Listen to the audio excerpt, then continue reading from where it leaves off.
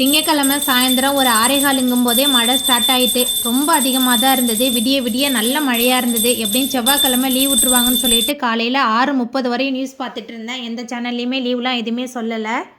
அதுக்கப்புறம் கடகடன்னு சமைச்சு பிள்ளைங்களையெல்லாம் ஸ்கூலுக்கு அனுப்பியாச்சு. பாத்திரம்லாம் கழுவுனது அப்படியே இருந்தது. அதை எடுத்து அந்தந்த இடத்துல எடுத்து வச்சிட்டு இருந்தேன்.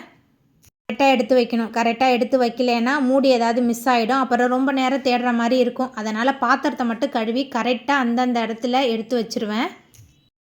இந்த ரேஷனில் வாங்கிட்டு வந்த பச்சரிசி தான். அரிசி எவ்வளோ சூப்பராக இருக்குன்னு பாருங்கள். சில நேரத்துலலாம் அரிசியில் இந்த சணல்லாம் இருக்குல்ல, அந்த மாதிரி இருக்கும் கிராமத்தில் நாங்கள் இருக்கும்போது வாங்கும்போது. ஆனால் இப்போ நம்ம இருக்கிற ஏரியாவில் எந்த இதுவுமே இல்லை. நம்ம கடையில் எப்படி வாங்குவோமோ அதே மாதிரியே இருக்குது அரிசி. அதுக்கப்புறம் பருப்பு, சீனி எல்லாமே ரொம்ப சூப்பராக இருக்குது. புழுங்கல் அரிசி அவ்வளோவா நமக்கு பயன்படாது. பச்சரிசி இருந்தால் கொஞ்சம் பலகாரம்லாம் செய்கிறதுக்கு ஈஸியாக இருக்குன்னு சொல்லிட்டு கேட்டு பார்த்தோம். 4 கிலோ தான் இருக்குது அப்படின்னு சொல்லிட்டு கொடுத்து விட்ருந்தாங்க. இதை கழுவி இதுக்கப்புறம் காய வச்சு எடுத்து வைக்கணும்.